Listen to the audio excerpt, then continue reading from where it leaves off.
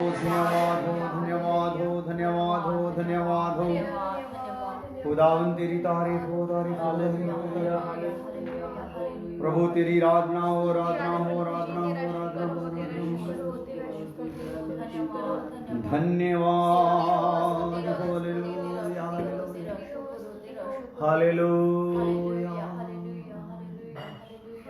पत्थर चिल्ला उठेंगे, देंगे खुदा को महिमा।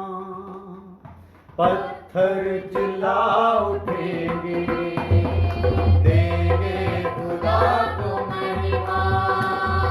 पत्थर चिल्ला उठेंगे, देंगे खुदा को महिमा। खामोश अगर हो जाए, खामोश अगर हो जाए, सारी ज़मीन के निशान। पत्थर चिल्ला उठेंगे, देंगे खुदा को महिमा। पत्थर चिल्ला उठेंगे, देंगे खुदा को महिमा। आमीन खुदा है मेरा, कहता जो करता पूरा। आमीन खुदा है मेरा, कहता जो करता पूरा। कामिल कलाम वो है, रखता न कुछ अधूरा। कामिल कलाम वो है, रखता न कुछ अधूरा। रखता न कुछ अधूरा, रखता न कुछ अधूरा। कल जाएगा ज़मीन भी, उसका वचन टलेगा। कल जाएगा ज़मीन भी, उसका वचन टलेगा।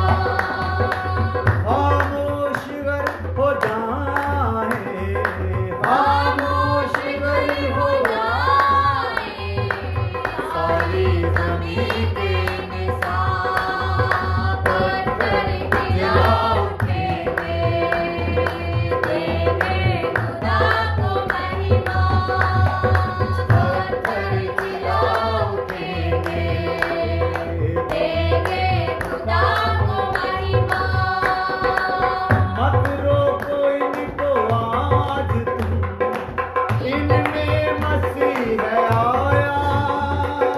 मत रोको इनको आज तुम, इनमें मसीह आया। जोते रहे हैं बाट जो, उन पर है नूर छाया। जोते रहे हैं बाट जो, उन पर है नूर छाया। उन पर है नूर छाया, उन पर है नूर छाया। होसना कहने दो इनको, करने दो पूरे अरमान। होसना कहने दो इनको, करने दो पूरे अरमान। खामोश अगर हो जाए, खामोश अगर हो जाए, सारी ज़मीन के निशान। पत्थर चिल्ला उठेंगे, देंगे खुदा को महिमा। पत्थर चिल्ला उठेंगे, देंगे खुदा को महिमा। महिमा। पत्थर चिल्ला उठेंगे, देंगे खुदा को महिमा। महिमा। पत्थर चिल्ला उठेंगे, देंगे खुदा को महिमा। देंगे खुदा को महिमा, देंगे खुदा को महिमा। हालेलुया। प्रभु जी धन्यवाद करते हैं आज अच्छे समय ਲਈ खुदावन फिर अपने हजूरी ਵਿੱਚ ਬਿਠਾਇਆ ਕਿ ਬੈਠ ਕੇ ਤੇਰੇ ਵਚਨ ਨੂੰ ਸਿੱਖੀਏ, ਤੈਨੂੰ ਜਾਣੀਏ, ਤੇਰੀ ਇੱਛਾ ਨੂੰ ਪੂਰਾ ਕਰੀਏ। खुदा अपने उद्धार ਦੇ ਕੰਮ ਨੂੰ ਪੂਰਾ ਕਰ ਸਕੀਏ। तेरा पवित्र आत्मा इस जगह ते मदद करे। जिन्हें बैठ गए हैं उन्हें धन्यवाद हो। और भी खुदावन जो बैठन जा रहे तेरा पवित्र आत्मा सबना नु इकट्ठे करे खुदावन, तुहाडे दूत रखवाली करन खुदावन, और तेरा जलाल जार हो। वचन राहे भजन राहे खुदावन तुहाडा नाम उच्चा होवे, मदद करो खुदावन। हुण जदों खुदावन सीखण जा रहे हैं तेरा पवित्र आत्मा मदद कर। तीसरे स्वर चो प्रकाशन बख्श दिओ प्रभु यीशु मसीह नाम दे विच, आमीन। हालेलुया हालेलुया हालेलुया। सो प्रभु का धन्यवाद हो। खुदा ने फिर हमें ये मौका दे दिया कि हम प्रभु के वचन को सीखें। और हम प्रभु के वचन में से सीख रहे हैं कि कलीसिया जो है वो कलेश काल में जाएगी नहीं। हालेलुया। उसके लिए बहुत से रेफरेंस, बहुत सी आयतें जो उसकी असली तस्वीर को बयान करती हैं और उस घटना को बयान करती हैं, वो सारा हम बड़े ध्यान से सीख रहे हैं। हालेलुया। इससे पहले कि हम आगे बढ़ें तो मैं चाहूँगा कि आप लोग जो अभी देख रहे हैं, हमें सुन रहे हैं, तो आगे आप शेयर कर दो, ज़्यादा से ज़्यादा लोगों तक पहुँच जाए वचन। क्योंकि अभी जब शेयर करते हो तो कुछ लोग आ जाते हैं, तो कुछ लोग बाद में भी सुनते हैं। हालेलुया। तो धन्यवाद हो प्रभु का। जैसे मैं पहले भी बोल रहा था, सुनते हैं हमें लोग, और जो लाइव हैं वो थोड़े सुनते हैं, लेकिन बाद में बहुत ज़्यादा लोग सुन रहे हैं। उसके लिए प्रभु का धन्यवाद हो। तो जो सुनेंगे वो उनके भ्रम टूटेंगे, इसके लिए भी प्रभु का शुक्र हो। तो हम अभी इस घटना के आगे चलते हैं। पहली घटना हमने देखी कि यीशु मसीह का जब आमद है दूसरी, तो उसके निशान कौन से हैं, और उसकी निशानों के लिए हमने कुछ बातों पर ध्यान दिया था। तो अभी हम आगे देख रहे थे कि यीशु मसीह का जो है चेलों के साथ बात करना जो था उस समय का, वो घटना क्या थी। दूसरा चिन्ह था, ये चिन्ह यहूदियों के लिए। दूसरी बात जो अभी हम सीख रहे हैं, दूसरा चिन्ह, पहला चिन्ह यीशु के आने का, दूसरा जो यीशु वहां पे बात कर रहे हैं वो क्या है, ये चिन्ह यहूदियों के लिए है, ना कि कलीसिया के लिए। कलीसिया के लिए ये चिन्ह नहीं है, ये किन के लिए है, यहूदियों के लिए, यहाँ इस्राएलियों के लिए ये चिन्ह है। तो हमने इसमें देख लिया, पहली बात देखी इसमें, यीशु यहाँ पर यहूदियों के प्रश्न का उत्तर दे रहा है। दूसरा, झूठे मसीहों का संबंध मुख्य रूप से इस्राएल के साथ है।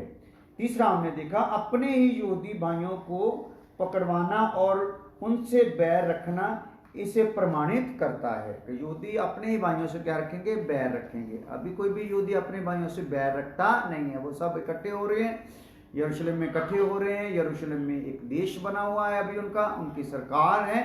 तो आगे चलकर ये गड़बड़ होने वाली है।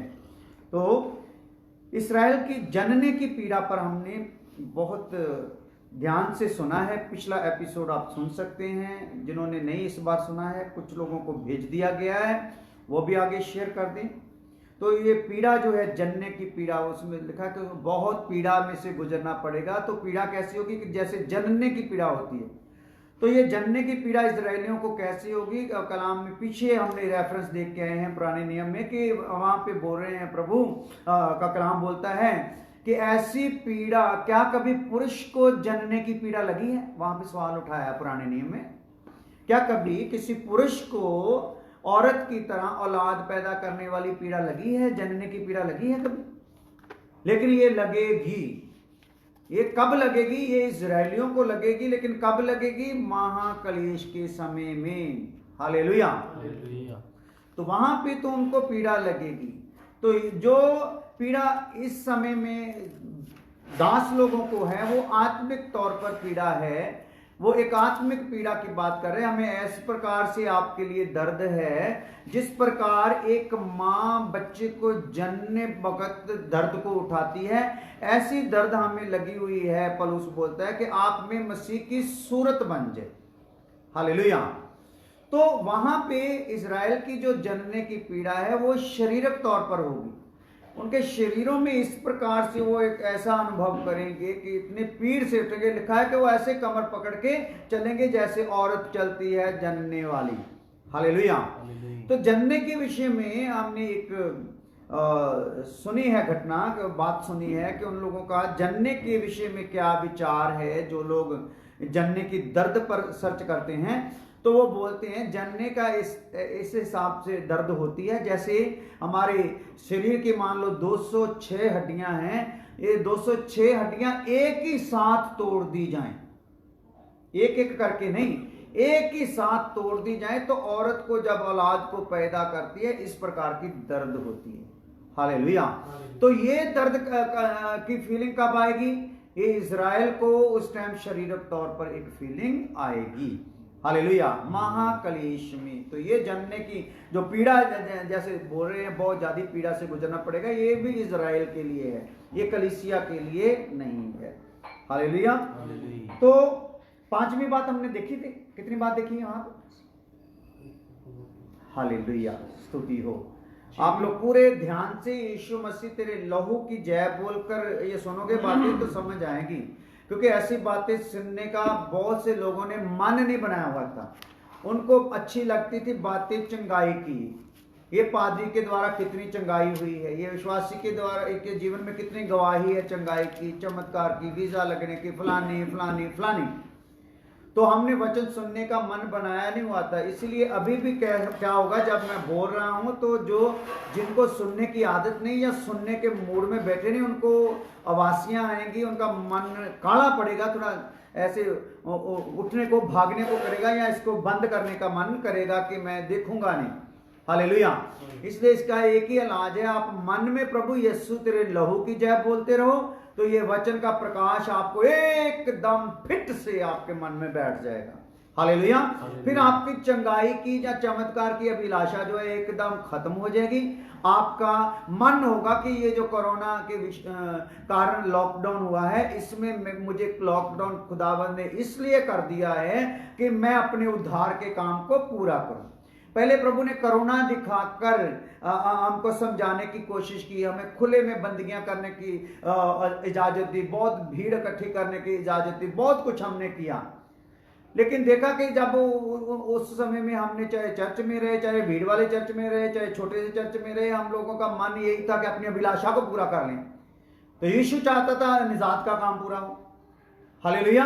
आपको अपने उद्धार के बारे में जानकारी हो, उद्धार का काम पूरा हो। तो क्या हुआ, हम लोगों ने उस समय ध्यान नहीं दिया तो खुदा ने अपना एक सिस्टम बनाया कि इनको लॉकडाउन कर दिया जाए। हालेलुया।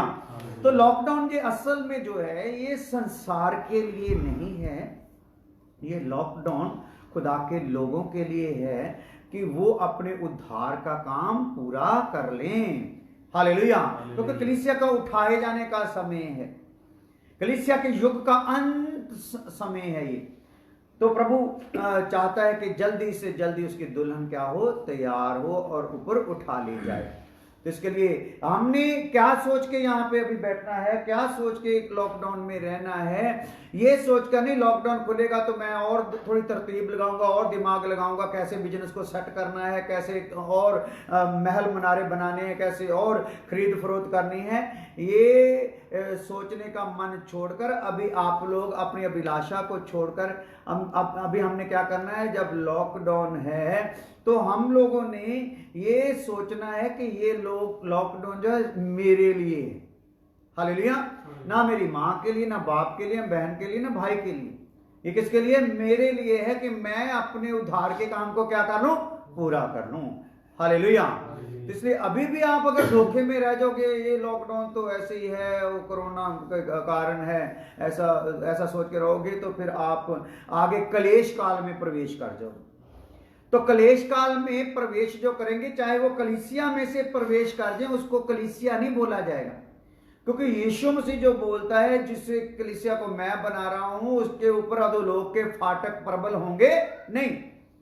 हालेलुया। तो उस पर कोई ऐसा क्लेश काल, महाक्लेश काल का कोई प्रोग्राम नहीं। वो अपने आप में जो कृपा के युग में अब मेरे प्यार में पढ़कर अपने आप को चाहे जलने के लिए दे दें, कटने के लिए दे दें, लेकिन मेरा क्रोध उन पर आएगा नहीं। मैंने उनसे प्यार किया, अपना इकलौता पुत्र उनके लिए दे दिया है। हालेलुया। तो इसलिए हम लोगों ने ये ध्यान करना है, ये लॉकडाउन मेरे लिए है, ये मानकर आप चलोगे तो आपका काम तेजी से हो जाएगा। आपकी जो झुर्रियां हैं, जो दाग हैं, वो तेजी से खत्म हो जाएंगे। हालेलुया।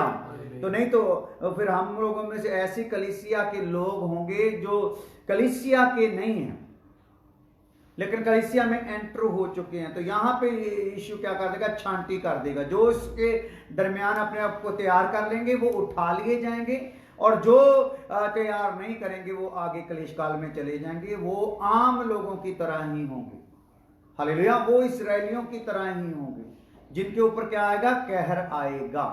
हालेलुया, हालेलुया। तो आपने ये सोचकर, ये जानकर आगे ये वचन को सीखना है, समझना है। क्योंकि हमें, मेरी तो ये दुआ है, आप लोगों को ये अच्छी लगे या ना लगे, मेरी दुआ है कि जो मुझे चर्च बिल्डिंग दी है, मैं तो नहीं चाहता कि अभी वो खुले, मैं तो चाहता हूं उसे हमेशा के लिए लॉक कर दिया जाए। हालेलुया। क्योंकि मैं तो चाहता हूं जो कुछ लोग हमें खुदा ने दिए, उनके घर घर जाकर इनसे वचन फेसबुक के इनके थ्रू, नेट के थ्रू या किसी भी वसीले से उनको जाकर जितने दे दिए इनको सिद्ध होने का के लिए प्रेरित करें, और अपने में जो कोई कमी पाई जाती है उनको दूर करने का मन रखें। हालेलुया। तो भीड़ की परवाह ना करें कि अभी बहुत लोगों को और जीतना है, और जीतने का प्रोग्राम कैंसिल करो। अपने उद्धार के काम को क्या कर लो, पूरा कर लो। हालेलुया। आप अपने उद्धार का काम डरते कांपते हुए पूरा करोगे तो आपका उद्धार हुआ देख के आपके भाई पर भी प्रभाव आएगा, आपके बाप पर भी प्रभाव आएगा, आपके पड़ोस पर भी प्रभाव आएगा। वाक्य भी ये कितनी कीमत देते हुए अपने आप को ठीक करता जा रहा है। तो अभी हमको भागने की जरूरत नहीं है लोगों के पीछे। वो भागने का समय कोरोना के पहले दे दिया खुदा ने। अभी हमने अपने लिए भागना है, बाहर नहीं भागना, अपनी कोठरी में भागना है ताकि हम सिद्ध हो जाएं। तो अपने लिए हमने काम अभी करना है। बाकी खुदा का वचन बताता है कि वो लेके आता है। हमारे भाग दौड़ करने से होगा कुछ नहीं। पहले करके देख लिया ना सब लोगों ने, बड़े बड़े भीड़ वाले चर्चों ने भी करके देख लिया। हमारे भाग दौड़ से कुछ नहीं होने वाला। वचन में लिखा, जितनी देर पिता लेके ना आए तो कोई कुछ कर सकता नहीं है। हालेलुया। जहां जहां पे भी नजात का काम पूरा होता हुआ किसी में दिखेगा, पिता अपने आप ही लेके आएगा। भाई उस भाई को देख ले, उसके जीवन की गवाही को सुन ले, किस प्रकार वो बदली हो रहा है, तो आप भी बदली हो जाओ। हालेलुया। तो आइए आगे विषय में चलते हैं। तो पांचवी बात थी, पांचवी बात यह थी कि उजाड़ने वाली घृणित वस्तु का संबंध केवल इस्राएल से है। हालेलुया। तो यहाँ पे जो यीशु ने उस समय चेलों को पास बैठाकर, जब चेलों ने पूछा बता अंत क्या होगा, तो वहां पे यीशु घृणित वस्तु की बात कर रहे हैं। जो घृणित वस्तु है वो कब होगी, वो इस्राएलियों के इजराइल में ही होगी, यरूशलेम में ही होगी। वो घटना कहां होगी, यरूशलेम में होगी। किन के लिए होगी, इजराइलियों के लिए होगी। किन के मंदिर में होगी, इस्राएलियों के मंदिर में ही होगी। हालेलुया। तो ये सारी बातें जब आप पूरे ध्यान से देखते हैं, पढ़ते हैं, तो मनन करते हैं, तो एकदम पता चल रहा है यीशु ये कब की घटना की बात कर रहा है। हालेलुया। इसलिए वचन में लिखा है कि इसको समझना है तो पवित्र आत्मा के वसीले के बगैर हम समझ सकते नहीं। आत्मा की बातें आत्मा के बगैर समझी जा सकती नहीं। बुद्धि से समझने की कोशिश करोगे तो क्लेश काल में चले जाओगे। हालेलुया। बुद्धि से समझने की कोशिश करोगे तो ये देखो ना, युगों का देखना, ये तस्वीर थोड़ा तस्वीर की ओर करना, युगों की तरफ जल्दी से भाई। बुद्धि से समझने की कोशिश करोगे तो ये युगों का भी कुछ भी समझ आएगा नहीं। हालेलुया। अगर आत्मा से समझने की कोशिश करोगे तो हर युग आपके सामने एक जैसे मूवी चलती है उस प्रकार चल पड़ेगा। हालेलुया। जब मूसा से खुदा पहाड़ पर बात कर रहा है तो उस समय क्या हो रहा है, मूसा से जब बात कर रहा है तो मूसा के सामने एक समझ लो मूवी की तरह वो दृश्य चल रहा है सारे का सारा। किस प्रकार आदम को बनाया गया, किस प्रकार वो पानियों से पृथ्वी निकाली गई, क्योंकि ये बातें क्यों कौन लिख रहा है, मूसा लिख रहा है। तो मूसा के सामने वो टोटल दृश्य दिखाया जा रहा है। हालेलुया। तो उसके सामने जैसे ये हमारे सामने जगत पड़े हैं ना तस्वीर में, तस्वीर की तरह नहीं वहां दिखाए गए होंगे। मैं समझता हूं वहां उसके आंखें सामने, उसकी आंखें खोल दी गई हैं, तो देखता जा रहा, देखते देखते देखते देखते देखते वो सारे दृश्यों को, युगों के बारे में जितना इसराइलियों तक था सीमित, तो वो सारे का सारा दृश्य देखते देखते उसके अंदर एक जलाल भर गया, उसके चेहरे से भी चमक निकलने लगी। जब वो नीचे आया तो उसके रोशनी का ताप जो था वो इजरायली लोग झेल नहीं पा रहे थे, तो उसको अपने मुंह पर पर्दा डालना पड़ा क्योंकि वो देख रहा था। तो अभी अगर हम आत्मा से समझेंगे तो ये युग हमारे सामने एक मूवी की तरह आ जाएंगे। किस प्रकार खुदा ने शुरुआत में युगों की प्लान किया, वो पहला युग था। फिर उसको प्लान को एक रूप दे दिया, ये दूसरा युग था। यहाँ फरिश्तों को रखा गया जमीन पर। 3 प्रकार के फरिश्तों के ग्रुप हैं। लूसीफर का ग्रुप है, मिकाएल का ग्रुप है, जिब्राइल का ग्रुप है। इसमें ये तीनों ग्रुप किस लिए रखे गए जमीन पर? क्योंकि इसी जमीन पर एक दिन कौन आएगा? उसका दोस्त आएगा, आदम आएगा। हालेलुया। तो आदम आएगा तो जैसे मेरे लिए दूत हैं वैसे आदम के लिए भी दूत होने चाहिए। हालेलुया। जैसी जैसी सामर्थ्य मैं इस्तेमाल करता हूं वैसी वो भी इस्तेमाल करेगा, मेरा दोस्त आदम। हालेलुया। जिसको पहले मैं मिट्टी से बनाऊंगा, वो मिट्टी से आजाद मर्जी अपनी इस्तेमाल करने का मैं उसको मौका दूंगा। हालेलुया। और उसके बाद मैं फिर उसको आत्मा से बनने का मौका भी दूंगा। मिट्टी से मैं बनाऊंगा, आत्मा से वो खुद बनेगा। मैं उसको कुछ सामान दे दूंगा। हालेलुया। कुछ मटेरियल मैं उसको दे दूंगा, कलीसिया दे दूंगा, दास दे दूंगा, वचन का बीज दे दूंगा, पवित्र आत्मा दे दूंगा, शास्त्र उसके हाथ में दे दूंगा, और वो इनको लेकर आजाद इच्छा से खुद जैसे गिरा है वैसे उठेगा भी। तो खुदा के प्लान में ये था। तो फरिश्ते यहां पे रखे गए, ये भी परखने के लिए रखे गए कौन मेरे बनाए हुए को के लिए कायम रहता है। तो 2 ग्रुप कायम रहे जो आज भी आदम की सेवा में हैं, जिब्राइल और मिकाएल का ग्रुप। हालेलुया। एक ग्रुप गिर गया जो लूसीफर का था। हालेलुया। लूसीफर का ग्रुप गिरने के कारण खुदा ने क्या किया? लूसीफर को गिरा दिया और साथ में जमीन को भी क्या कर दिया? उस टाइम की जो सुनहरी युग था, दूतों का युग था, उस जमीन को भी डुबो दिया। हालेलुया। जमीन को पानियों में डुबो दिया, ऊपर अंधकार फैला दिया। हालेलुया। और उसके बाद फिर उसके ऊपर आत्मा मंडलाना शुरू हुआ, तो एक दिन जमीन बाहर आ गई।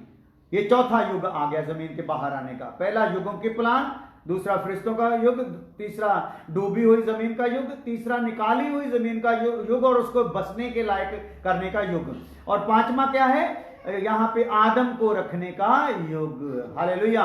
उसके बाद आदम के आजाद इच्छा इस्तेमाल करते हुए गिरने के कारण उसका विवेक का युग। फिर विवेक के युग के बाद क्या आ गया? मनुष्य शासन का युग आ गया। ये आ गया पहला, दूसरा, तीसरा, चौथा, 5वां, 6वां और 7वां युग कौन सा आ गया? मनुष्य शासन का। 8वां युग कौन सा आ गया? वायदे का। और 9वां युग कौन सा आ गया? व्यवस्था का। हालेलुया। और 9वां युग व्यवस्था का आ गया। 10वां युग कौन सा आ गया? कृपा का युग आ गया। हालेलुया। कृपा का युग आ गया। और उसके बाद क्या हो गया? कलेश काल का भी आगे युग आने वाला है। कृपा के युग में तैयार की कलीसिया आसमान पर उठा ली जाएगी, बादलों पर उठा ली जाएगी। बादलों पर उनके लिए प्रतिफल होंगे, लेकिन जमीन पर कलेश काल में जो लोग दोगले हैं वो भी उस कष्ट को सहेंगे, और इस्राएल को मौका होगा इसमें। हालेलुया। और अन्य जाति के लोग भी यहाँ पे क्या होंगे? दुख उठाएंगे कलेश काल में। 7 साल का जो कलेश काल है। हालेलुया। तो आगे का युग है 1000 साल राज्य का युग। उसके बाद ये जमीन भी क्या कर दी जाएगी? आग में फेंक दी जाएगी। उसके बाद हमेशा हमेशा का युग, युगान युग का युग, 14वां युग। हालेलुया। तो फिर वापस आइए, ये नक्शा आपके दिमाग में बैठ जाना चाहिए। तो मैंने बोला था अगर कोई व्हाट्सएप पर मेरे साथ होगा, अगर किसी को ये नक्शा चाहिए होगा तो हम दे देंगे, क्योंकि ये पंजाबी में अनुवाद किया है हम लोगों ने खुद मेहनत करके। इसका अनुवाद पंजाबी में किया हुआ है, तो हर घटना, हर चीज का एकदम क्लियर से पता चल जाएगा। तो यहां पे हम देखते हैं 14 युगों में 7 युग किसके लिए हैं? आदम के लिए। आदम कद तक आए प्रभु के, और साथ बैठकर इसी जमीन पर क्या करे? राज्य करे। 6 युग में कद तक आना है, क्योंकि 6 नंबर जो है आदम का है। 7वां युग परमेश्वर का है, प्रभु के साथ बैठकर राज्य करने का है इसी जमीन पर। हालेलुया। उसके बाद फिर ये आसमान पर उठा लिए जाएंगे जो कलीसिया तैयार है। तो इतना बड़ा जब हमारे लिए प्लान है खुदा का, तो हम लोगों ने बड़े ध्यान से चलना है। कहीं भी कोई भरम पाल के बैठ गए, कोई गलत उपदेश आ गया तो हम पर धब्बा रह जाएगा, दाग रह जाएगा, तो दागी कलीसिया नहीं उठाई जाएगी, तो दागी को कलीसिया से निकाल दिया जाएगा, काट दिया जाएगा। हालेलुया, हालेलुया। तो वचन में लिखा है जो शाखा फलती नहीं उसको काट देता है, लेकिन जो फलती है उसको सीजन पर क्या करता रहता है, छांटता रहता है। हालेलुया। तो काट दिए गए जो है उनके लिए अभी कोई उम्मीद नहीं है, खाली आग में झोंक दिए जाएंगे। तो हम लोगों ने अभी इन दिनों में तैयार होना है। हालेलुया। तो छठी बात हम देख रहे हैं, देख ली थी छठी यहूदियों का मंदिर का जिक्र है। मत्ती 24:15 में हमने यहां पे देखा था, पढ़ लिया था। मत्ती 24:15 छठी बात पढ़ी थी दूसरे चिन्ह में। तो दूसरे चिन्ह में जो 7वीं बात है वो क्या है, इस्राएल का भागना। यहां पर इस्राएल का भागना है, कलीसिया का भागना नहीं। Hallelujah, hallelujah. कलीसिया के भागने का कोई प्रोग्राम है ही नहीं, कलीसिया उठाए जाने का प्रोग्राम है, कलीसिया के भागने का प्रोग्राम नहीं है। Hallelujah, hallelujah. आ जाओ, इस्राएल का भागना। मत्ती 24:16 आए, मत्ती 24:16 आए। तब जो यहूदिया में हो वह पहाड़ों पर भाग जाएं। हाँ, तो जो यहूदिया में हो वो कहां भाग जाए, पहाड़ों पर। यहाँ यहूदिया में लिखा, यहूदिया जो है एक यहूदियों का शहर है, यहूदा इजराइल का। तो जो वहां पर है वो बोलते हैं उनको क्या करें, वो पहाड़ों पर क्या करें, भाग जाएं, क्योंकि मसीह विरोधी पूरी पावर में होगा। हालेलुया। तो इस्राएलियों को भागने का खुदा मौका देगा, बचने का मौका देगा। और जो मसीह विरोधी होगा और उसके साथ होंगे वो अरमगदौन के युद्ध में क्या करेगा, खुदावंद उनको काट देगा, उनको नाश करेगा। हालेलुया। तो आगे है महाक्लेश, मत्ती 24:21 है, क्योंकि उस 9वीं बात है महाक्लेश। 8वीं बात है 8वीं बात सबत यहूदियों का होता है, मत्ती 24:20। 8वीं बात है सबत जो है यहूदियों का होता है। प्रार्थना किया करो, हाँ जी, कि तुम्हें झाड़े में या सबत के दिन भागना ना पड़े। प्रार्थना किया करो तुम्हें झाड़े या सबत के दिन भागना ना पड़े। Hallelujah, hallelujah. प्रार्थना किया करो। कलीसिया को सबत से क्या मतलब, हालेलुया। कलीसिया का सबत से कोई संबंध नहीं है, इस्राएल का यहूदियों का संबंध सबत से है। तो यीशु यहाँ पे चेलों से बातें किनके लिए कर रहा है, यहूदियों के लिए, इस्राएलियों के लिए। ये बात पूरा सबूत है। Hallelujah, hallelujah. के सबत किन के लिए है, ना गैर कौमों के लिए है, ना कलीसिया के लिए है, किन के लिए है, ओनली यहूदियों के लिए, सिर्फ यहूदियों के लिए है। तो 9वीं बात है महाक्लेश, मत्ती 24:21 आए। क्योंकि उस समय ऐसा भारी क्लेश होगा, ऐसा भारी क्लेश होगा जैसा जगत के आरंभ से ना अब तक हुआ, हाँ, और ना कभी होगा। ऐसा क्लेश होगा। Hallelujah, hallelujah. कलीसिया में नहीं होगा। Hallelujah, hallelujah. ना जगत के आरंभ से ना कभी आगे होगा, ऐसा क्लेश काल होगा। हालेलुया, हालेलुया। तो ये सारे का सारा किस बात को, परमेश्वर के क्रोध के कटोरों को उड़ेलने का ये प्रोग्राम है। क्रोध उड़ेला जाएगा। हालेलुया, हालेलुया, हालेलुया। तो इसको और क्लियर करने के लिए 9वें पॉइंट को, प्रकाशित वाक्य 7 अध्याय उसका 13 से 14 आए। तो आप प्लीज शेयर करते जाएं, आगे जो सुन रहे हैं ज्यादा से ज्यादा लोग सुन लें ये बातें। आप अगर ये आगे शेयर नहीं करते तो आप समझ लो एक स्वार्थी की तरह है, जैसे आप खुद ही ज्ञानी बनना चाहते, दूसरे तक पहुंचाना नहीं चाहते उनके बचने का रास्ता। हाँ जी, इस पर वाक्य 7:13 से 14 आए। इस पर प्राचीनों में से एक ने मुझसे कहा, हाँ, प्राचीनों में से एक ने मुझसे कहा, ये श्वेत वस्त्र पहने हुए कौन है, ये श्वेत वस्त्र पहने हुए कौन है, और कहां से आए हैं, कहां से आए हैं। मैंने उससे कहा, हे स्वामी, हाँ, तू ही जानता है। हाँ, उसने मुझसे कहा, ये वह है जो उस महाक्लेश में से निकल कर आए हैं। हाँ, हालेलुया। हालेलुया। महाक्लेश में से निकल कर आए हुए श्वेत वस्त्रों में, हालेलुया। हालेलुया। तो जो श्वेत वस्त्रों में है वो बहुत गिनती में है, हालेलुया। हालेलुया। लेकिन जो कलीसिया है वो क्या है, वचन में लिखा है, वो कलीसिया को किस रूप में दिखाया गया है, दुल्हन को किस रूप में दिखाया गया है, जो 24 प्राचीन हैं, उनके सामने 1,44,000 खड़े हैं। 1,44,000 के पीछे व्हाइट वस्त्र पहने हुए बड़ी भीड़ है। आगे 14 अध्याय में भी लिखा हुआ है प्रकाशित वाक्य में। तो वो बड़ी भीड़ जो है वो गिनती ही नहीं उसकी की जा सकती, हालेलुया। तो इस कैटेगरी में स्वर्ग में लोगों को दिखाया जा रहा है। ये कहां से आए हैं, बोलते हैं महाक्लेश से आए हैं, हालेलुया। हालेलुया। ये कृपा के युग से नहीं आए, हालेलुया। कहां से निकल के आए हैं, महाक्लेश से निकल कर आए हैं, हालेलुया। हालेलुया। आज तो आगे हम देखते हैं 10वीं बात, केवल यहूदी ही वह लोग हैं जो इकट्ठे किए जाएंगे। केवल यहूदी ही वह लोग हैं जो इकट्ठे किए जाएंगे। उसके लिए हम पढ़ सकते हैं मत्ती 24 का 31 है, मत्ती की इंजील 24 अध्याय उसका 31 है। वह तुरी के बड़े शब्द के साथ, वह तुरी के बड़े शब्द के साथ अपने दूतों को भेजेगा, अपने दूतों को भेजेगा, और वह आकर और वह आकाश के हाँ, इस शोर से उस शोर तक, हाँ जी, चारों दिशाओं से उसके चुने हुओं को इकट्ठा करेंगे। हालेलुया। हालेलुया। तो यहां पे जो तुरी है ये अलग एक बात को दिखाती है। यहां पे जो तुरी है, यहां पे दूत आएंगे और एक शोर से लेकर दूसरी शोर तक चुने हुओं को क्या करेंगे, इकट्ठा करेंगे। वो चुने हुए कौन है, यहूदी, हालेलुया। हालेलुया। इजरायलियों में से चुने हुओं को क्या करेंगे, वो इकट्ठा करेंगे, दूत इकट्ठा करेंगे। लेकिन जो गुप्त आमंद है, जो क्लेश काल से पहले कलीसिया उठा ली जानी है, वहां पे क्या होगा, पवित्र आत्मा जो ऑलरेडी आया हुआ है जगत में, ये यहां से उठाकर ले जाएगा, हालेलुया। तो वहां की तुरी में एक बड़ा शब्द होगा, ललकार होगी वहां की तुरी में।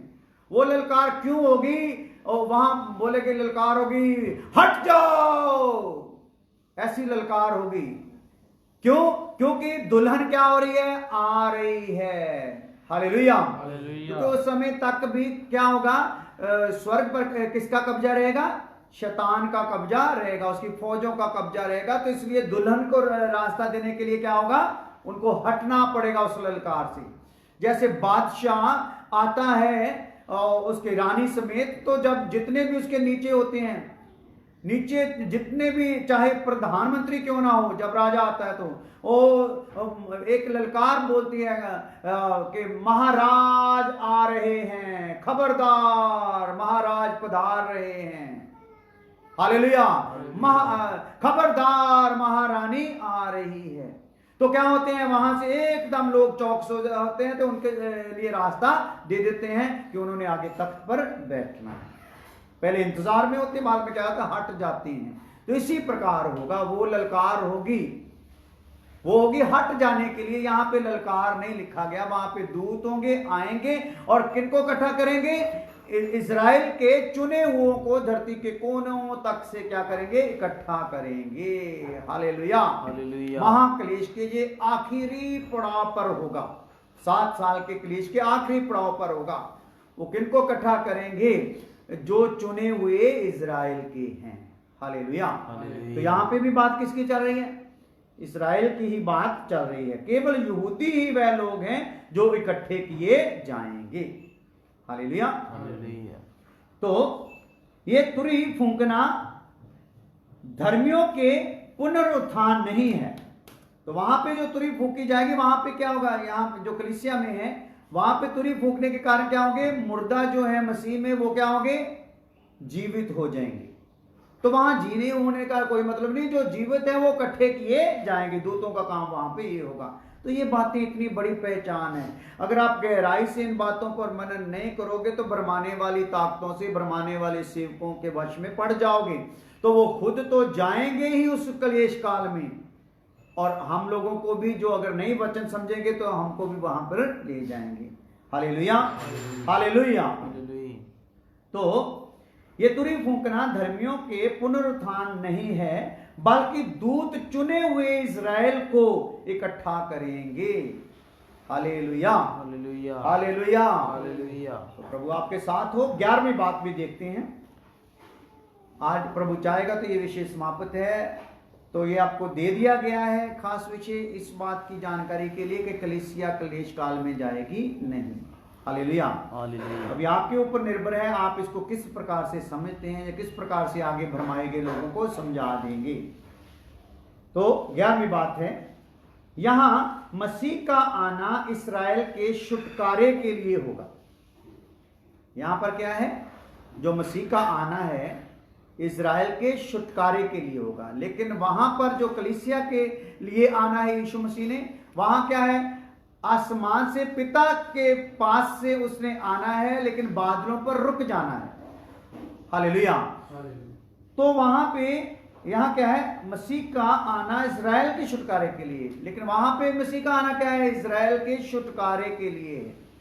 इज़राइल छुड़ाया जाएगा और इज़राइल कहां पे प्रवेश करेगा, 1000 साल राज्य में प्रवेश करेगा। अन्य जाति लोग उसमें प्रवेश करेंगे, वो लोग जो इज़राइल की उस टाइम क्या करेंगे, इज़राइलियों की मदद करेंगे, सहयोगी होंगे। हालेलुया। तो ये बातें बिल्कुल क्लियर हैं, कोई डाउट नहीं है। अगर डाउट हो किसी को भी तो यहां मैसेज में लिख सकते हैं।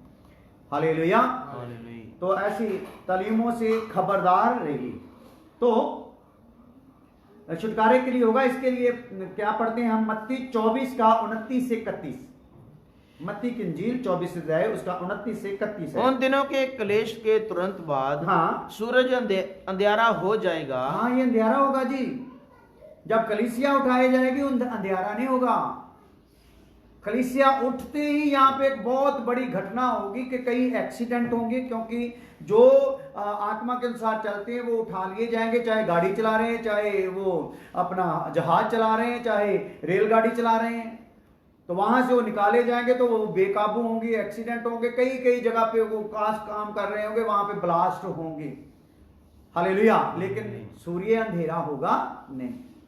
तो बहुत बड़ा विनाश तो होगा, बहुत बड़ी एक हलचल पैदा हो जाएगी, क्योंकि लोग यहां पे गायब हो जाएंगे, जो मसीह में हैं उठा लिए जाएंगे। तो इसके कारण वो गड़बड़ी सुधारना बड़ा मुश्किल होगा। सब राजा लोग भी हाथ खड़े करेंगे, हमसे नहीं होगा। तो फिर एक में आएगा शैतान का जो शक्ति है, सामर्थ है, वो दावा करेगा कि मैं संभाल सकता हूं अगर सारे वर्ल्ड का राज्य जो मुझे सौंप दिया जाए, अधिकार मुझे सौंप दिया जाए। हालेलुया। तो यहां मत्ती 24, 29, 31 में देखते हैं, पॉइंट है यहां मसीह का आना इज़राइल के छुटकारे के लिए होगा। हाँ, 24 का 29 से 31। उन दिनों के क्लेश के तुरंत बाद, उन दिनों के क्लेश के तुरंत बाद सूरज अंधियारा हो जाएगा, सूरज अंधियारा हो जाएगा और चंद्रमा का प्रकाश जाता रहेगा। चंद्रमा का प्रकाश भी क्या होगा, जाता रहेगा। महाक्लेश की लास्ट मोमेंट में है। हाँ जी। और तारे आकाश से गिर पड़ेंगे, तारे आकाश से गिर पड़ेंगे, और आकाश की शक्तियां हिलाई जाएंगी। आकाश की शक्तियां भी क्या कर दी जाएंगी, हिला दी जाएंगी। हाँ, तब मनुष्य के पुत्र का चिन्ह आकाश में दिखाई देगा, मनुष्य के पुत्र का चिन्ह आकाश में दिखाई देगा, और तब पृथ्वी के सब कुलों के लोग हाँ, छाती पीटेंगे, और मनुष्य के पुत्र को बड़ी सामर्थ और ऐश्वर्य के साथ आकाश के बादलों पर आते देखेंगे। हाँ, तो कलीसिया के युग में जब कलीसिया उठाई जाएगी, यहाँ पे ऐसी कोई घटना नहीं कि कोई देखेगा, गुप्त है, चोर की मानिंद है, जैसे यीशु मसीह ने बोला था। लेकिन यहाँ इजरायलियों के लिए शरेआम सब आंखें देखेंगी, पीटेंगे लोग छाती। हाँ, वह तुरी के बड़े शब्द के साथ हाँ, अपने दूतों को भेजेगा, और वह आकाश के इस शोर से उस शोर तक, हाँ, चारों दिशाओं से उसके चुने हुओं को इकट्ठा करेंगे चारों दिशाओं से। Hallelujah, hallelujah. ये एक जो काम होगा, ये कब काम होगा, एकदम 7 साल के लास्ट मोमेंट ये काम होगा। सब जगह से इकट्ठे किए जाएंगे। हालेलुया। वो सेव कर लिए जाएंगे, ताकि क्रोध जो आना है हरमगदोन के युद्ध में, वो जो विरोधी हैं या विरोधी के साथ मिल गए हैं, उन सबको वहां पे सजा होगी। हालेलुया। हालेलुया। तो 12वीं बात देखते हैं, जातियों का न्याय इस्राएल के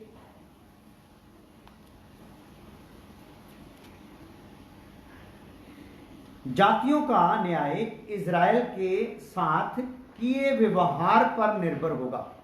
वहां पे जो जातियों का न्याय किया जाएगा, लेकिन उस न्याय का कौन सा बिना पर वो न्याय किया जाएगा, वो इस बात पर न्याय किया जाएगा जातियों का कि इजराइल के साथ उनका कैसा व्यवहार रहा है। इजराइल के कोई काम आया, इजराइल की किसी ने मदद की है, तो उनको उनका फल मिलेगा। हालेलुया। लेकिन जो विरोध के में रहे या विरोधी के साथ मिल गए, उनको वहां पे सजा होगी। तो मत्ती 25 का 31 से 46, मत्ती 25 का 31 से 46। जब मनुष्य का पुत्र अपनी महिमा में आएगा। तो यहाँ पे जो सुनने वाले हैं, मुझे उन लोगों को पता है, ये आयत हमने काफी बार पढ़ा है, आप लोगों ने भी बार बार पढ़ा है, तो उसको पढ़ने की जरूरत नहीं, लिख लो, बाद में पढ़ लेना। ये भी प्रूफ है। 25 का 31 से 46। यहाँ पे यीशु मसीह ने एक मिसाल दी है कि जब मैं भेड़ें और बकरियां जो है अलग अलग की जाएंगी, तो भेड़ों से वो बोलेगा, धर्मी लोग जो भेड़ें हैं, बकरियां हैं जो दूसरे लोग हैं जिनमें धर्म पाया नहीं गया, तो जो भेड़े हैं उनको बोलेगा, मुबारक कहेगा, मुबारक हो तुम, क्योंकि तुमने जब मैं कैद में था मेरी सुधि ली, जब मैं बीमार था मेरी सुधि ली। तो बोलेंगे कब ली? उन्होंने बोला जब ये मेरे इजराइल के लोग, मेरे दास लोग ऐसे थे तो उनके साथ आपने किया, तो मेरे साथ किया। शॉर्ट में ये बात बता रहा हूं, आप डिटेल से यहाँ पे सुन सकते हो, पढ़ सकते हो। तो 13वीं बात और लास्ट बात हम पढ़ के फिर प्रार्थना करेंगे। गिद्धों द्वारा या चील कौए जो होते हैं, गिद्धों द्वारा लोथों को खाने की भविष्यवाणी इस्राएल के छुटकारे के समय की है। जब गिद्धे आएंगी, ईल कौए आएंगे, तो वो लाशों को नोचेंगे, खाएंगे। ये जो भविष्यवाणी है, ये किन के लिए है? इजराइल के लिए। ये कलीसिया को कोई खाएगा नहीं। कलीसिया क्या होगी? उठा ली जाएगी। हालेलुया। तो इसके लिए हम वचन पढ़ सकते हैं, मत्ती 24 का 28 है। मत्ती 24 का 28। जहां लोथ हो, हाँ, वहीं गिद्ध इकट्ठे होंगे। जहां लोथ होती है वहीं क्या होंगे? गिद्ध इकट्ठे होंगे। हालेलुया। हालेलुया।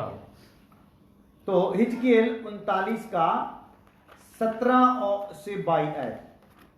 इसी बात को जो यीशु मसीह ने बोली है, यहाँ लोथ है, वहाँ गिद्ध इकट्ठे होंगे, ईल कौए जो है इकट्ठे होंगे, उनके लिए हिजकियेल ने भी बोला है। 39 का 17 से 22 है। 39 हाँ 39 है, 30:9। हिजकियेल 39 का 17 से 22 है। फिर है मनुष्य के संतान। बेटे वो खोल के रख ले, वो जो पूरा दूसरा ब्लैक व्हाइट। हाँ जी। फिर है मनुष्य के संतान, हाँ, परमेश्वर यहोवा यूं कहता है, यहोवा परमेश्वर यूं कहता है, भांति भांति के सब पक्षियों, भांति भांति के सब पंक्षियों और सब वन पशुओं को आज्ञा दे, भांति भांति के सब वन पशुओं को आज्ञा दे, इकट्ठे होकर आओ। हाँ जी, इकट्ठे होकर आओ, इकट्ठे होकर आओ मेरे इस बड़े यज्ञ में जो मैं तुम्हारे लिए इस्राएल के पहाड़ों पर करता हूँ। हाँ, हर एक दिशा से इकट्ठे होके, हर एक दिशा से इकट्ठे होकर तुम मांस खाओ, तुम मांस खाओ और लहू पियो, लहू पियो। तुम शूरवीरों का मांस खाओगे। तुम किसका मांस खाओगे? शूरवीरों का मांस खाओगे। और पृथ्वी के प्रधानों का लहू पियोगे। पृथ्वी के प्रधानों का लहू पियोगे। और मेढों, मेमनों, बकरों और बैलों का भी, जो सब के सब बाशान के तैयार किए हुए होंगे। हाँ, सब के सब कहाँ के तैयार किए होंगे? बाशान के।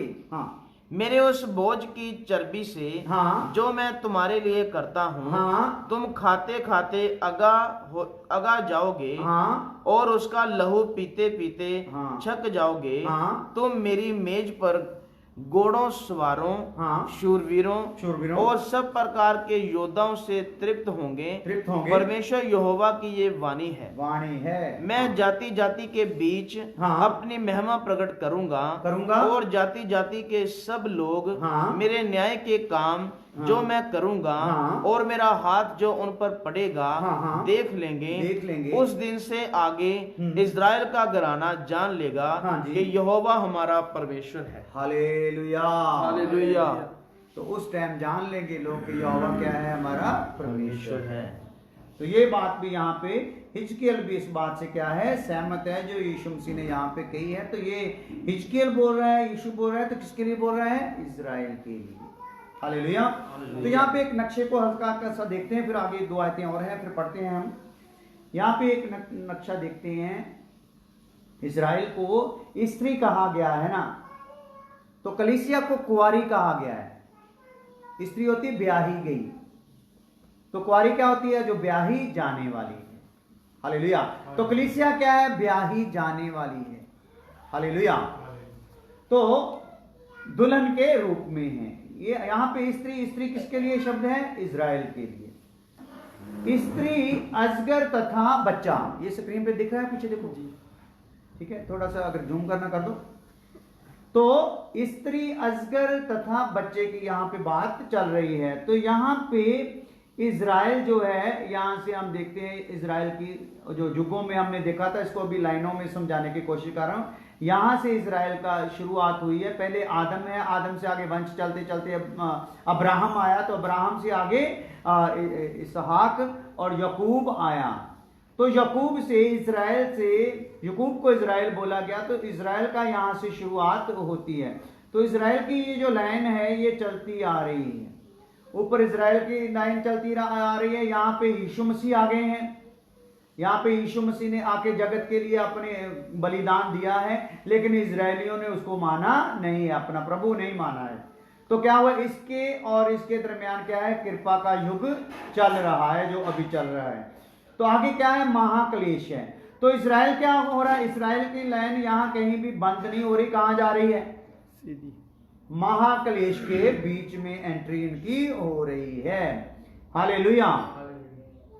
तो यहां पे क्या है? यहां देख रहे हैं आप, यीशु मसीह आए हैं, यहां पे पवित्र आत्मा, फिर यीशु मसीह उठा लिए गए हैं अपना काम करके, तो पवित्र आत्मा आ गया। पवित्र आत्मा ने क्या किया? कृपा के इस युग के दरमियान पवित्र आत्मा कलीसिया को लेकर कहां चला गया? ऊपर आसमान पर लेके चला गया है। हालेलुया। लेकिन इजरायली कहां है? यहीं पर हैं। इजरायली कहां प्रवेश कर गए हैं? महाक्लेश में, कलेश काल में प्रवेश कर गए हैं। हालेलुया। तो यहाँ पे नीचे सब जो है ये इजराइल किस किस की गुलामी में रहा और कितना कितना टाइम रहा, ये सारे टाइम समय लिखे हुए हैं। तो ये लास्ट में लिखा हुआ है 7 साल का महाक्लेश। हालेलुया, हालेलुया। तो आइए 2 वचन और पढ़कर फिर प्रार्थना करते हैं। लूका की इंजील 17 अध्याय उसका 34 से 37 है। जो लाशों को खाना है पंछियों का, ये भविष्यवाणी किनके लिए है? इज़राइल के लिए है। पंछी लाशें जो हैं कलीसिया की खा सकते नहीं है। कलीसिया खून से खरीदे गए लोग हैं। Hallelujah, hallelujah. दुल्हन को कोई पंछी नोचेगा नहीं, क्योंकि दुल्हन के अंदर खुदा के वचन का बीज है, मसीह की सूरत है। हालेलुया। और साथ में उसके अंदर पवित्र आत्मा है, और साथ में वो कलीसिया में रख दिए गए हैं सिद्ध होने के लिए। हालेलुया। तो जो कलीसिया में रखे हुए हैं सिद्ध होने के लिए अपने आप को दे रहे हैं। कलीसिया में वही कलीसिया है, कलीसिया में वही दुल्हन है। जो सिद्ध होने के लिए दे नहीं रहे, उपदेश से भाग रहे हैं, चर्च को छोड़ रहे हैं, दास को निकारा साबित कर रहे हैं, वो कलीसिया में नहीं है। वो किसके लिए तैयार हो रहे हैं? आगे जाके महाक्लेश काल के लिए तैयार हो रहे हैं। हालेलुया। तो उस नोचने वाले प्रोग्राम में हो सकता है इनकी बारी भी आ जाए। हालेलुया। क्योंकि ये नोचने का प्रोग्राम जो है 7 साल के महाक्लेश के आखिर में ये होने वाला प्रोग्राम है। हालेलुया। जब यीशु आएगा और मकदून का साथ में युद्ध होगा, और युद्ध में लाखों लाख लोग मारे जाएंगे। तो इनवाइट किया जाएगा पंछियों को, इनकी लोथे खाने के लिए, इनको दबाने दबोने का, जलाने जुलाने का कोई प्रोग्राम नहीं। सारा मांस कौन खाएंगे? पंछी खाएंगे। हालेलुया, हालेलुया। तो कुछ विद्वान लोग जो सर्च करते रहते हैं वो बता रहे हैं इन दिनों में इजराइल में ना बहुत सी ईल जो है, ईगल या चील जो होती है, वो पंछी जो होते हैं, जो हम पंजाबी में तो उन्होंने इल्ला कहते हैं, वो जो है बहुत आकर जमा होनी शुरू हो गई है इसराइल में। हालेलुया। तो ये प्रूफ किस बात के हैं? तैयारी पूरी है, पंछी भी तैयार हैं, लेकिन बंदी तैयार नहीं। हालेलुया। तो जो कलीसिया के लिए तैयार नहीं होगा वो नोचने वाले उन पंछियों के लिए तैयार हैं। हालेलुया। तो आप ये बात ध्यान रखो, जिस परमेश्वर ने 2 साल से सब्र करके कलीसिया को सिद्ध होने का मौका दिया है, अगर हम सिद्धता के लिए मन नहीं बनाएंगे, अपनी गलतियों पर पछताएंगे नहीं, अपनी गलतियों का हमें के लिए हम गंभीर नहीं होंगे, तो सिट्टे बहुत खतरनाक हैं, आगे बहुत गड़बड़ी होने वाली है। हालेलुया। तो आइए लूका 17 का 34 से 37 आयत पढ़ते हैं। मैं तुमसे कहता हूँ उस रात 2 मनुष्य एक खाट पर होंगे, उस रात 2 मनुष्य एक खाट पर होंगे, एक ले लिया जाएगा और दूसरा छोड़ दिया जाएगा। 2 स्त्रियां एक साथ चक्की पीसती होंगी, एक ले ली जाएगी, हाँ, और दूसरी छोड़ दी जाएगी। हाँ, 34 से 37। 2 जन खेत में होंगे, एक ले लिया जाएगा और दूसरा छोड़ दिया जाएगा। ये सुन उन्होंने उससे पूछा, हाँ, हे प्रभु ये कहाँ होगा? उसने उनसे कहा, हाँ, जहाँ लोथ है वहाँ गिद्ध इकट्ठे। ये लोथ है, यहाँ वहां पर क्या होंगे? गिद्ध इकट्ठे होंगे। हालेलुया। एक ले लिया, एक छोड़ दिया जाएगा। कहीं इसको क्यों कहाँ मिलाते हैं? गुप्त रैप्चर में। हालेलुया। गुप्त रैप्चर जो है उसमें ये प्रोग्राम नहीं, उसमें ईले नहीं है आएंगी। हालेलुया। ईले कहां पर आएंगी? जब गिद्ध कहां पर आएंगे? जब क्लेश काल का, महाक्लेश काल का पीरियड होगा। महाक्लेश काल 7वां साल जो होगा महाक्लेश का, उसके लास्ट में जब यीशु मसीह प्रकट होने वाले होंगे, उस टाइम की ये बात है। वहां क्या होंगे? चुने हुए, क्या फरिश्ते भेज दिए जाएंगे, वो चुने हुए को क्या करेंगे? इकट्ठा करेंगे। एक ले लिया जाएगा, एक क्या कर दिया जाएगा? छोड़ दिया जाएगा। ये उस बात पर निर्भर है। हालेलुया, हालेलुया। तो सब भरम अपने निकाल दें। तो यहाँ पे बात कौन सी साबित कर रही? ईल जो गीत का बात किया गया है, यहाँ लोथ है, वहां गीत इकट्ठे होंगे। तो यहाँ पे लोथ का प्रोग्राम कोई नहीं है, यहाँ पर तो उठा लिए जाने का प्रोग्राम है। हालेलुया। लेकिन वहां युद्ध के लिए लोग इकट्ठे होंगे, युद्ध में मारे जाएंगे, वहां पे ईल होंगी। हालेलुया। तो यहां पे ईल होंगी, उस एरिया में ईल जमा हो भी गई, लेकिन कलीसिया इजराइल से नहीं उठाई जाएगी। कलीसिया कहां से उठाई जाएगी? कलीसिया के लोग जहां भी हैं, चाहे वो इजराइल में, चाहे अन्य जाति में, कहीं पर भी हैं, सब जगह से उठा लिए जाएंगे। हालेलुया। तो आइए प्रकाशित वाक्य 19 का 17 से 21 आए, फिर प्रार्थना करते हैं। प्रकाशित वाक्य 19 का 17 से 21 आए। फिर मैंने एक स्वर्गदूत को सूर्य पर खड़े हुए देखा। सूरज पर खड़े हुए देखा। उसने बड़े शब्द से पुकारकर आकाश के बीच में से उड़ने वाले सब पक्षियों से कहा, आओ परमेश्वर के बड़े भोज के लिए इकट्ठे हो जाओ। परमेश्वर के बड़े भोज के लिए क्या हो जाओ? इकट्ठे हो जाओ। जिससे तुम राजाओं का मांस और सरदारों का मांस और शक्तिमान पुरुषों का मांस और घोड़ों का और उनके सवारों का मांस और क्या स्वतंत्र क्या दास क्या छोटे क्या बड़े सब लोगों का मांस खाओ। फिर मैंने उस पशु और पृथ्वी के राजाओं, हाँ, यहाँ पे पशु का जिक्र आ रहा है। फिर मैंने वहां उस पशु और पृथ्वी के राजा और उनकी सेनाओं को उस घोड़े के सवार और उसकी सेना से लड़ने के लिए इकट्ठे देखा। वहां पर जो गुप्त आमद में नहीं। हालेलुया। हालेलुया। तो ये कहाँ पे है? यीशु की जो आमद होने वाली है इजराइल के लिए, संसार के लिए शरेआम, वहां पर ये बात हो रही है। हालेलुया। तो यहाँ पे हमारा विषय ये समाप्त हुआ। तो अभी ये विषय समाप्त हुआ। क्या लिखा है यहाँ पर? यहाँ क्या लिखा हुआ है? कलीसिया कलेश काल में नहीं जाएगी। इसके सारे के सारे सबूत आपको दे दिए, एग्जाम्पल दे दिया, वचन दे दिया, जो प्रकाशन मिला वो सारा आपको दे दिया। आगे आप ईमानदारी दिखाओ। जैसे ही ये बंद होता है तो आपके हाथ शुरू हो जाने चाहिए, दूसरों को शेयर कर दो, ग्रुपों में शेयर कर दो, भाई कोई भी भ्रम में ना रहे। हालेलुया।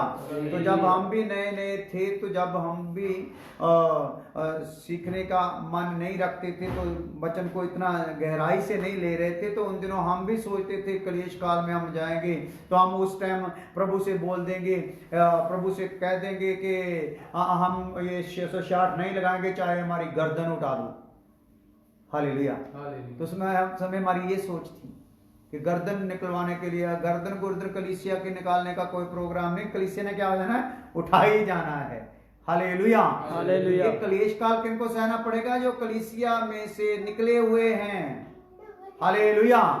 तो ये कलीसिया में नहीं जाएंगे, ये खाली विवेक उनका फिर आगे उनको अगुवाई करेगा कि भाई ये सच था, अगर अब भी तू इसमें ढल जाए तो कम से कम क्या हो सकता है? बचाया जा सकता है, वो भी दुल्हन में तू जाएगा नहीं। हालेलुया।